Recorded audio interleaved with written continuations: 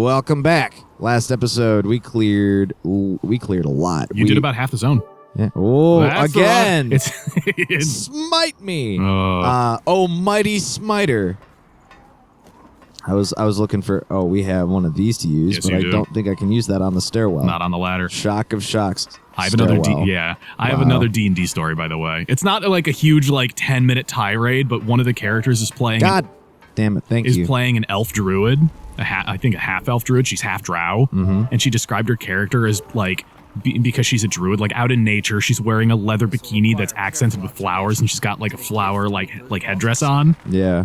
And I'm just like, okay. But, Fuck. Nice. But for this portion of the campaign, they're traveling with a bunch of humans who are from, temperate English style countryside who aren't used to elf stuff. Elves kind of aren't part of their communities on the regular. Something snooty elves. Because they're out in the boonies, And she's as they're traveling, she explains oh yeah, this is what I'm wearing and where my character's at and stuff. And after they have their whole exchange at the wall where they fight the hobgoblins and everything, is I'm gonna sit up front with one of the drivers in the front of the caravan because I've got really good vision. I can see stuff from really far away. I'll spot stuff if anything's coming up in front of us. Hey, we got the mastery. Bayonet mastery, which is important. And I'm burning healing with no real cause because, hot damn, I was dumb and couldn't figure out how to fucking button. Can I call you Bayonetta now? No. Yeah. And you came in and I was watching that episode again. I know. But she's I'm going to sit up front with the driver so I can spot stuff with my elven vision if we... What are your elvish eyes see, Legolas? Quite a bit, actually, from what I was able to disclose to her. But, Legolas, the legless Lego. But the one thing that really got me is they're traveling with a bunch of regular human dudes who are just traders or whatever. And the one dude who's driving the caravan up front is a dude called Sour. S-A-U-R. I thought you were going to make a Sour Patch Kids reference, and I was about to squeal with glee. I was going to go with Sauron. I feel so betrayed. I was going to go with Sauron, but yeah, that too. Not good enough. Not good enough. As he gets rolled over by a giant ball of sand. By a ball of hurt. With rocks in it. This place looks but she's riding with Sour up in the front of the ball of hurt. Yikes. And he's dead. And I go, so while you're riding up with this guy, you notice that he won't look directly at you. And she's like, what? Well, what's his fucking damage? And she's like, wait, what do you mean? And it's just anytime you talk to him or look over at him, you notice that he's always kind of looking off in a different direction, specifically not to look at you. And she goes, what's up with that? And I go, I don't know, maybe it's because you have your tits out. She's like, God damn it. It's maybe the human's intimidated by the ridiculously dressed elf sitting next to him. And so that's going to be an interesting point for her character. I'm fascinated because humans aren't used to elves. Yeah, exactly. That's a solid little bit of world building. It's a little bit of world building. The other one that was really fun is that the goblin is from the Underdark. Oh dear. And the half elf druid that I'm talking about is Fuck that guy. God damn, is half drow. I got bopped. Jesus. And one of the caravan guys is Jesus Christ. This guy with all the moves. This guy with all the fucking decks. That's what it feels like to walk into a room full of enemies as a dex build. Yeah. Just backflip your way to victory. But one of the terrain's so fucking slow. I'm trying to remember how many people are straight elves and how many of them are half elves. I think it's 2 half elves and as opposed to gay elves. That's right. They've been drinking a lot of beer. And yeah. Too much. It's too much. But the ranger is I think he's a half elf and he's drinking with one of the caravan guys, and the goblin is from the Underdark, and the ranger makes a passing reference to the Underdark, and the human guy goes, and he's like, what's the Underdark? And he goes, it's the land under the land, and he's like a toilet. Which just leads back into the crafting thing. Like the sewers. And this is where I got rolled that one time. We're going to back away from the edge here. I love world building bullshit in D&D. Shit. Because I was how would your character know about dear. Oh, Jesus, you're dead. Oh, no, you're not. I'm not. No, you're not. But it's Louis got this. I was going to ask, how would your character know about the Underdark? And I'm like, you know what? It's not unheard of for elven parents to be like, if you're not good, the Drow are going to come out of the Underdark and take you away. That's a classy world building point. It's really horrible, and I love it. Like the Drow are going to get you. Oh, Drow are going to get you. Hey, look, it's the hotel. The whole town is buried in sand. It's the Hotel California. You can check out anytime you like, but you can't never leave. It's about addiction. Mm-hmm. Welcome to your fuck. Ah. Watch out next to you on your left as well. Yep. There he is. Yeah, there was no dodging that. No. Might as well claim the item and then get stamp icons. So here's the thing we haven't really touched base on. Go for it. It's these. Yeah, the stamps The and emotes. stuff, yeah. Like, Well, we know all about the selfie. That's where we got that mug from. yeah, that's true. I love the mug so much. You're leaking. Fuck. It's not like I have anything to leak. You've been eating all that Taco Bell. Too much, man. Too much. Too much Taco Bell. Dude. You ever wonder why they call the slider, why they call White Castle sliders sliders? That's literally why they're called that. I don't have that problem, but that's literally why they're called that.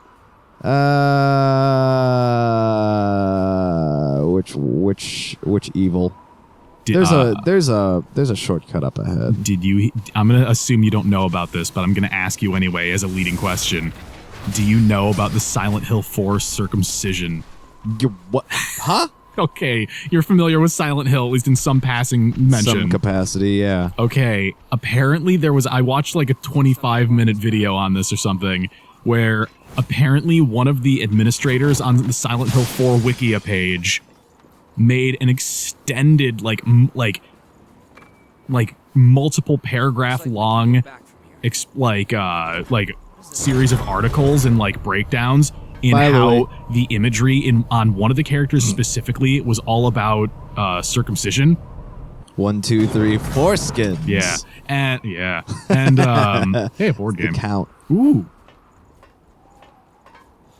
And people were like, "All right, dude, I think that speculation might be a little bit like too much of a stretch. I don't think that like these things are related. I think maybe you're inserting your own like I reject your reality and substitute my own. I think you're reaching is what a lot of people basically started off.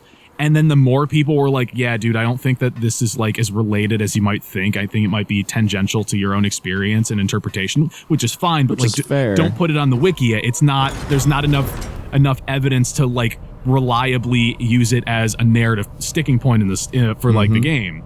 And he was like, you guys are, and there's a whole, and it suddenly became incredibly political where a guy's like, you just are brainwashed bunch of sheep talking about how you're okay with the mutilation of men's genitalia at birth when the child doesn't have a say in their own and it's like, dude, what the fuck are you talking about? Like, I'm not gonna get into the whole thing. Damn. Go look this up. This guy got real salty real quick. It's wild. Ah, you missed me. I was thinking about maybe how that wall that you just went past Ow. on the left looks sort of like weirdly plain. I was like, maybe there's a secret door. And I remembered that there aren't any in There this. aren't any secret doors. But it made me think about how the first chest in Dark Souls 3 is a mimic, and then you don't see another one for like 10 hours. Oh, it's so good. I think you and I have the very, very different definitions of what good is. Fuck. Ouch.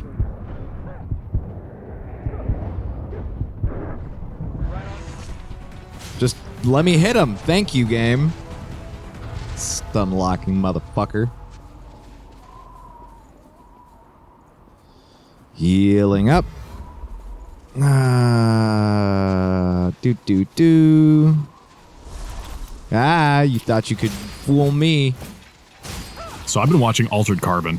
How do I've watched that series a few times through at this point. How do you feel about Altered Carbon? I don't know how I feel about it. Something about it just doesn't like hit me right. doesn't quite sit right, it simultaneously feels like it's not enough cyberpunk, but also too much. Yeah. Because they talk about, okay, so people who aren't familiar with this, I'm going to go over it really, really fast.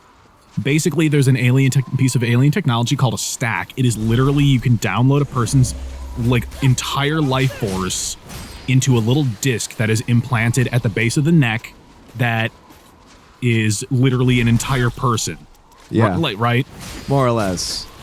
And it allows you to effectively, it's the whole premise about like Ghost in the Shell, where like where people can be downloaded and all that fun shit. So the thing about that I'm fine with is like the base premise of that, I'm like, okay, fine. The thing about it that I don't like is they never like go into, like, they just say it's alien technology. But they never actually address like what kind of aliens are they. I don't care about what kind of aliens they are. It's fine if it's if it's like an ancient indiscernible race that we never learn about. I'm fine with that because it's not immediately relevant to the story that's being told for the show, right?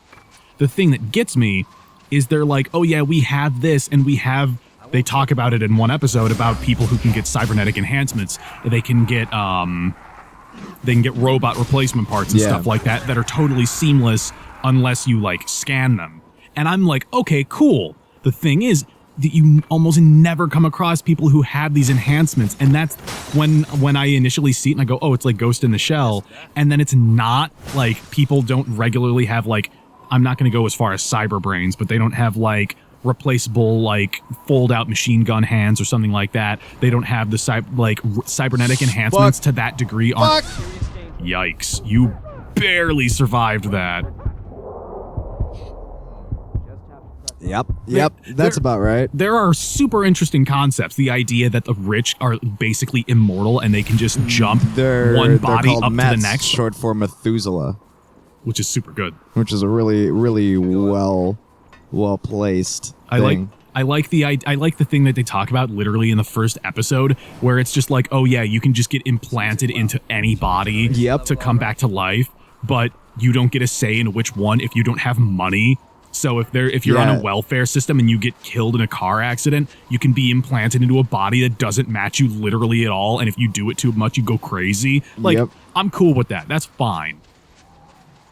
But the fact that they get implanted into just totally normal human like shells, I'm like, that's weird. Yeah. The fact that there's no interface stuff that they talk about aside from like shell sickness, where you like come back and you're like, oh, this is weird being a new person. Yep. I also got really frustrated at the fact that a visually interesting character of Tack's original body, and then they replace him with some fucking generic white guy. I'm like, man, that's lame. That was the one thing that, like, right away I was like, it's a bummer. Yeah. I like the other actor way more. Oh, the guy who played Takeshi.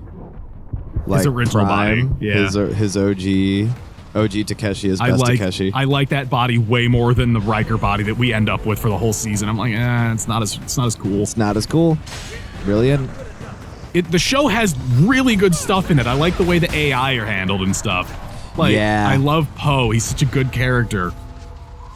Poe is a really well fleshed out character. But now that I'm like, because initially I saw there was a Kickstarter for a tabletop version of the show, right? Yeah. As like Shadowrun D&D style thing. Yeah. And I thought that was awesome. So I backed it on Kickstarter. Then I started watching the show, and Louis, I thought, pick me up, Louis. Thank you. And I thought about not backing the Kickstarter because the show makes me not like the world as much. I'm still gonna leave the back. Down we go. Yeah, that's done. I'm still gonna leave the backer money in there because it still looks interesting. But like the show like has there's such weird like technological inconsistencies, I would almost call it, where I'm like, how come cyborgs aren't more prevalent? Like, it's so weird to me. Because cyborgs being expensive. Yeah, I guess it's just like a tonal thing. Man, got to teleport to the proper bonfire because you're now. like, you're a little bit out. Teleport. I was about to comment on the fact that, technically speaking, I'm not wearing pants during this recording, but I am technically wearing pants. It's just that they're my pajamas. But for 1 minute, I was just like, can I say this and it won't sound weird? No. How is that for a response? God damn, Getting slightly caught hung up. on On a assets that aren't even being properly used. An asset that technically doesn't really need collision, but it has it anyway. Yeah. What's this elevator run on? What is this? Your tears, Louis. It runs on your tears. It runs on all of that ichor that keeps hemorrhaging out of my fucking pants. Every time you touch the sand. Yeah, It's dude. oh, you wouldn't know the Why reference. can't I hold all these limes? I was gonna make a reference to Frenzy from Bloodborne, Yeah. where when Frenzy starts activating on your body, like because it's when an enemy that has a Frenzy ability looks at you, you start to frenzy. That's how strong it is. And the visual cue is blood just explodes out of random parts of your character. And once Frenzy actually pops off in the Dark Souls style way of ticks all the way up and then goes, instead of activating and then sliding down, the way Frenzy works is it ticks all the way up and then you explode for 70% of your maximum health, even if you don't have that much. So if you or even more sometimes, because if your Frenzy resist is low enough, that percentage goes up, and you can die in one hit if your Frenzy meter ticks up to 100%. Yeah. And it's really fun because you just watch the just tick, tick, tick, tick, and then whoosh, and your whole character just blood shoots out everywhere and you die instantly. It's so fun. Don't see another path. All right, we might as well deal with Check it out anyway. It's that boy. oh shit, what up? Mama, it's that man. You gotta watch the Super Beard Brothers Alien Isolation LP. That shit's fucking wild. All right. It's so good because the Oh dear, the little cloud rocks are coming for me. little cloud farts coming to get you. No. How about we do less of that? Thank you. Oh man, that fucking Alien Isolation LP is so good. We gotta do a He's just video gonna on that. stand there. I'm gonna stand here like this, and if you get into my sand shell, that's your own fault. This bastard. You have to go that way too. No, I don't. Well, yeah, but I think there's a vestige. That is a suggestion. I think there's a vestige shard in here, though, isn't there? All right, in we go. I think. I don't know for sure.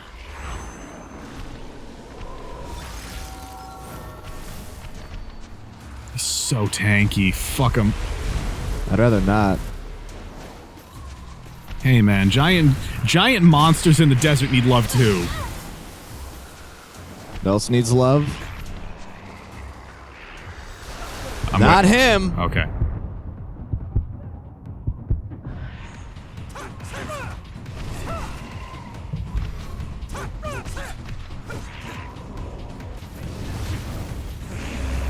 Nope. Fuck. Does that actually do damage? I don't know, it just but it's drains just ichor. Hard to look at, really. Yeah, it's also just hard to see.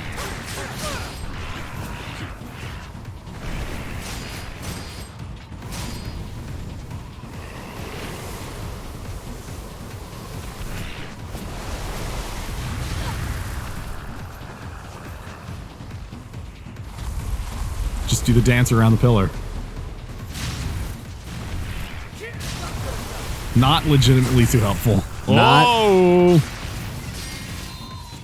I don't know what happened. You did like 1750 in damage, but it was like nothing. It did so little. No, I don't think I didn't realize I had parried him. Oh. I think my finger just kind of lightly did that. Spotless instrument. That Oh, was- look. What's in the box, George? It's not a vestige shard like I thought. What's in the box? Ah, can't get me. Suicide Spur +7. Yeah, straight up. Did I not pick that up in my time through here? I'll have to go No, back and but check. it is the equipment that I had used, that I was using when I beat the game. Nice. So the Nightthorn, check those stats though. What the fuck am I? Look at the gift dark. Drain. Oh, that's a drain rating. Hold on. Gift dark. Holy shit! That is. And you thought the previous cloak was loud? This is loud. That is. It is loud, You proud. look like a Digimon.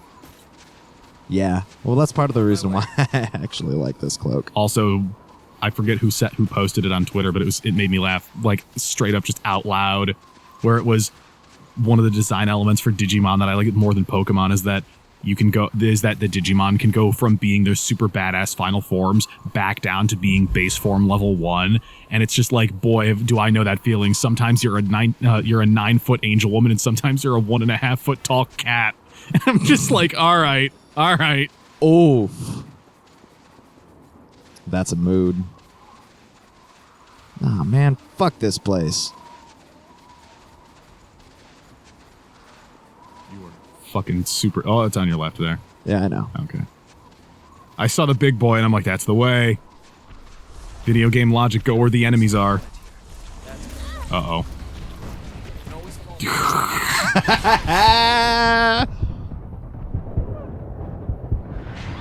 Uh-oh. Oh, nice. Backstabs, dude. All day. All day, every day. The skull face is so good. It's a crying shame. So I've been talking with that artist on Twitter that I commissioned, and we're still going over details and stuff because time constraints and whatever. Yep.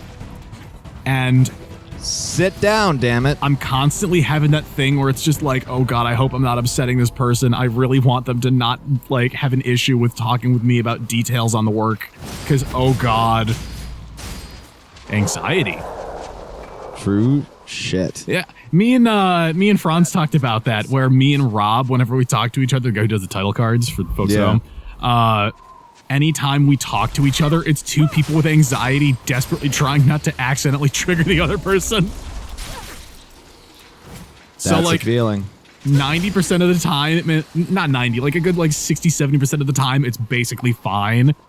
And then one of us will be like, all right, but like, what about, and like, we'll get really hands off because we don't want to accidentally step on some of the other person's toes.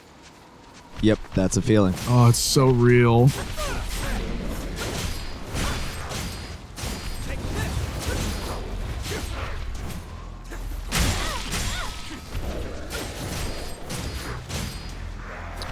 And down he goes. People have been posting videos of filming of Matrix 4, by the way. Good care of that. What? Did you not hear that Matrix is getting a 4th movie? No. I didn't even know there was a 2nd one. You